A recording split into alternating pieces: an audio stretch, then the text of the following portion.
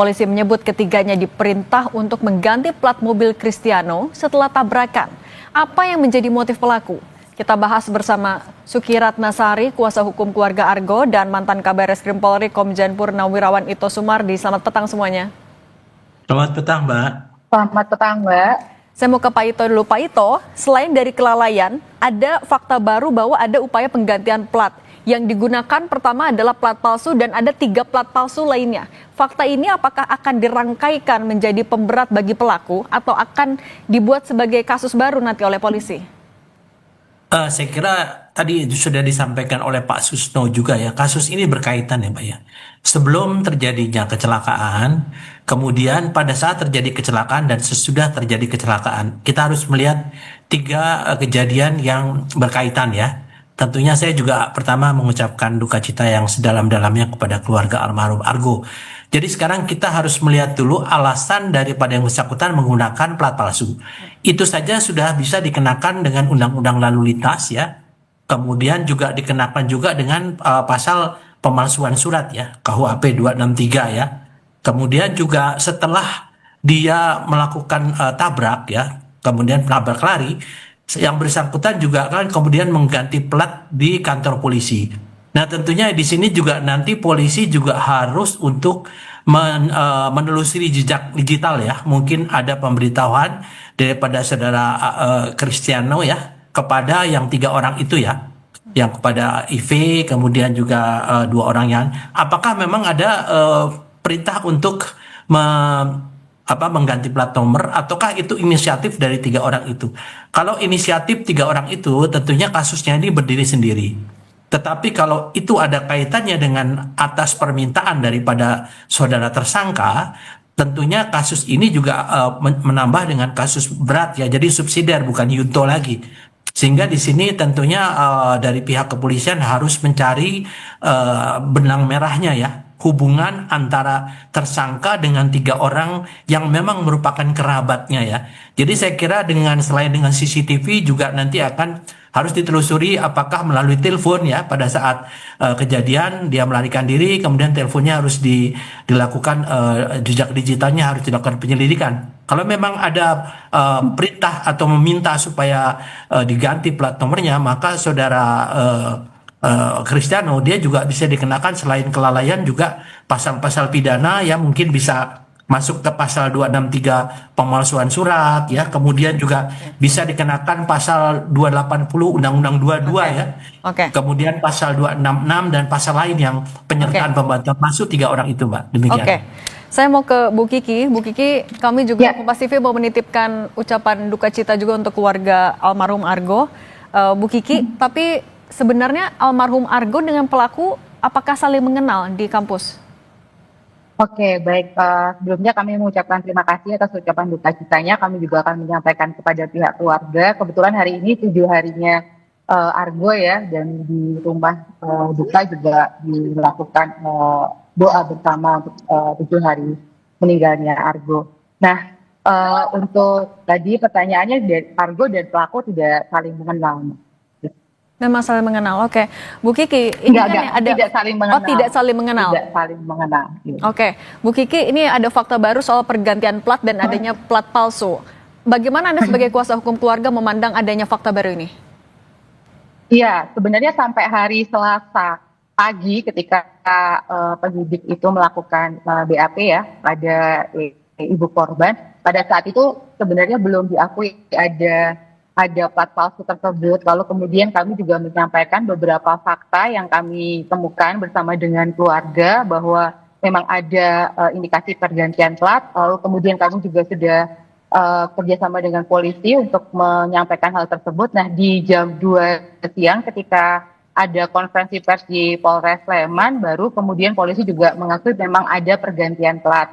Nah, untuk keperluan itu kami sudah bekerja sama dengan Polres Sleman dan juga Polsek Ngaglik ya, yang pertama kemudian mengamankan barang bukti ini. Di sana sudah ada CCTV-nya juga gitu yang diberikan kepada Polres Sleman untuk sebagai bukti pendukung ya, dan semoga bisa menguak siapa pelaku dan juga yang menyuruh untuk mengganti plat nomor mobil tersebut gitu, Mbak. Oke, Bu Kiki, sejauh ini polisi bilang masih memeriksa saksi, belum ada tersangka yang ditetapkan. Bagaimana tapi Anda melihat proses hukum yang tengah berjalan, terutama di kasus penemuan pergantian plat ini? Ya, sampai hari ini memang baru tersangka utamanya ya yang kemudian ditetapkan di hari Selasa kemarin. Nah, yang untuk pergantian plat ini kami juga meminta kepada Polres Sleman untuk bisa menindaklanjuti dengan cepat gitu, termasuk siapa yang kemudian menyuruh gitu, karena kalau untuk bukti-buktinya sudah ada. Nah, kebetulan kan kalau kemudian memang sudah dari tersangkanya, pelakunya ini sudah diperiksa gitu, semoga juga mau menyebutkan gitu ya siapa yang menyuruh gitu. Nah, ini kami juga membantu dalam hal ini untuk mengumpulkan fakta-fakta yang lain supaya mempercepat kinerja polisi gitu, Mbak. Upaya kami seperti itu. Apa yang diinginkan juga oleh keluarga? Apakah proses hukumnya sejauh ini sudah berlangsung secepat yang diharapkan oleh keluarga? Ya, sebenarnya dari awal memang kami berharap ini bisa secepat mungkin. Nah, sampai hari ini kan ada perkembangan-perkembangan baru ya terkait dengan kasus ini gitu ya. Harapannya bisa lebih dipercepat gitu, karena memang dari keluarga sendiri melihat ada beberapa hal gitu ya yang memang harus dibuka gitu ya. Karena pertama untuk keluarga ini baru diberitahu keesokan harinya gitu. Lalu kemudian tentang pergantian plat ini kita juga harus memberikan bukti-bukti dukungan dulu, baru kemudian polisi mengatakan oh iya ada pergantian plat yang seperti itu. Nah, harapannya supaya tidak terjadi perkembangan kasus yang tidak diharapkan gitu ya. Ya kalau dari kami memang mengharapkan segera mungkin bisa diungkap gitu. Meskipun juga identitasnya kan belum diungkap, tapi polisi sudah bilang bahwa kerabat yang mengganti adalah kerabat dari tersangka. Bagaimana Anda melihat dugaan motif ini?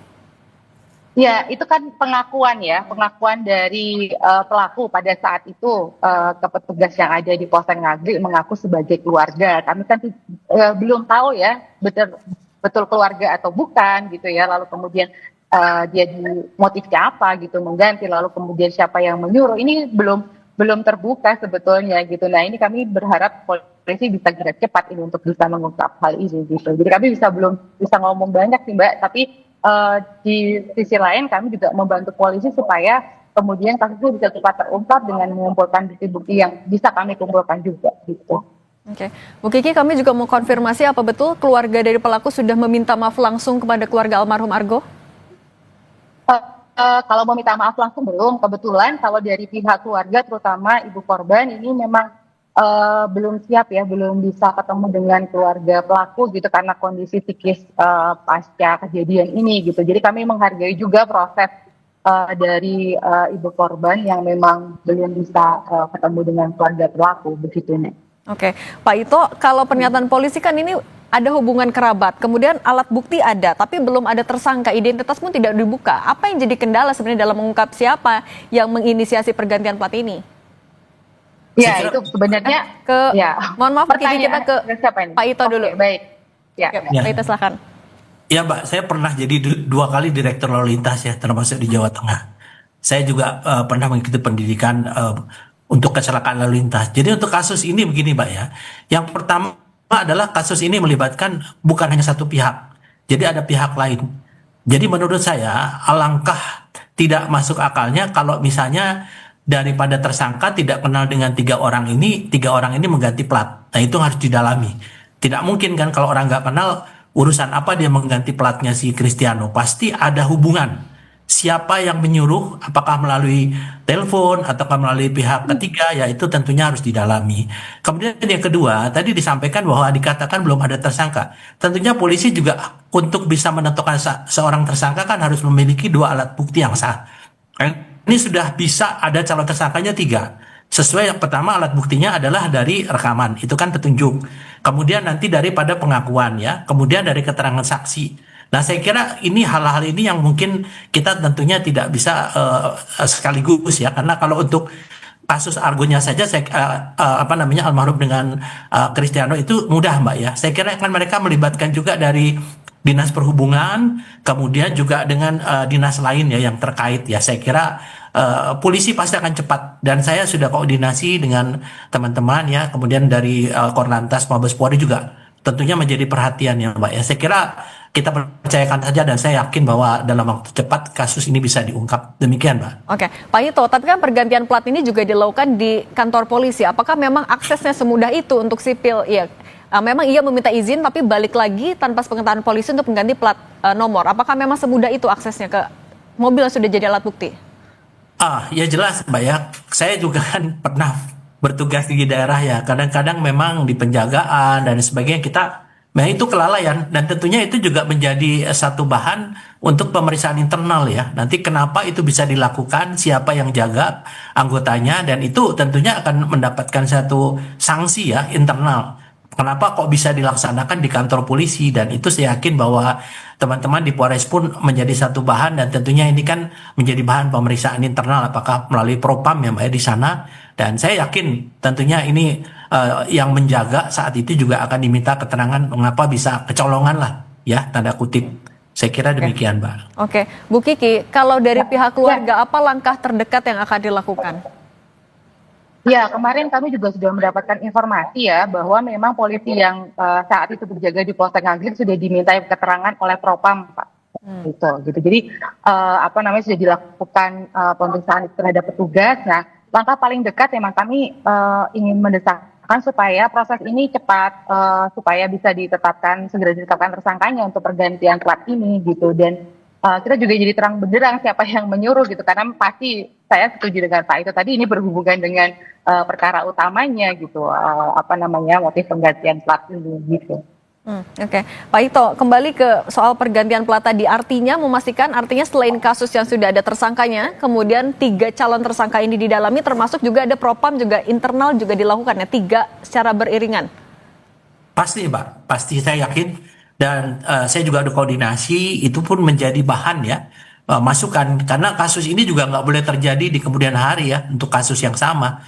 Karena di dalam kantor polisi itu kan sangat secure, dan petugas yang jaga itu pun juga bisa dianggap lalai ya, untuk bisa kecolongan ya, tanda kutip. Saya kira pimpinan dari Polres Sleman pun akan mengambil langkah-langkah ini, dan saya yakin karena ini dikawal juga oleh teman-teman dari UGM ya, saya kira ini pun juga Kapolres juga akan menyampaikan secara transparan. Demikian Mbak. Oke.